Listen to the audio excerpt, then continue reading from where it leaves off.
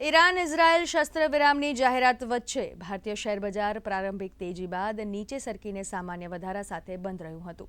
Sensex 158 આંકના સામાન્ય વધારા સાથે 82,000ની સપાટીને પાર પહોંચ્યો છે, તો નિફ્ટીએ પણ 72 આંકના વધારા સાથે 25,000ની સપાટી વટાવી હતી.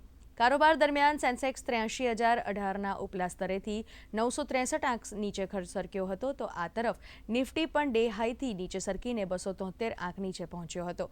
સેન્સેક્સના 30 શેરોમાંથી 18 શેરોમાં તેજી રહી. અડાણી પોર્ટ્સના શેરમાં ભાવમાં 2.6% સુધીનો વધારો જોવા મળ્યો. નિફ્ટીમાં 50માંથી 36 શેરો ગ્રીન ઝોનમાં બંધ રહ્યા. સરકારી બેંક અને મેટલ શેર્સમાં 1.5% સુધીની લેવાલી જોવા મળી, જ્યારે મીડિયાના શેરોમાં 1% સુધીનો ઘટાડો નોંધાયો.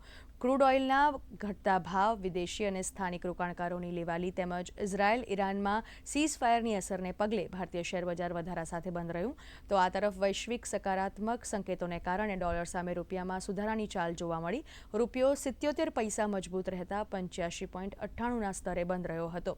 તો બીજી તરફ કિંમતી ધાતુઓમાં સોના ચાંદીના સતત વધતા ભાવ વચ્ચે આજે પીછેહટ જોવા મળી. MCX પર સોનાના ભાવમાં પ્રતિ 10 ગ્રામે 2,000 રૂપિયા સુધીનો કડાકો નોંધાયો, તો ચાંદીનો ભાવ પણ કિલો દીઠ 900 રૂપિયા સુધી ઘટ્યો હતો. તો ક્રૂડ ઓઇલના ભાવમાં પણ ઘટાડો નોંધાતા બેરલ દીઠ $70ની નીચે પહોંચ્યો હતો.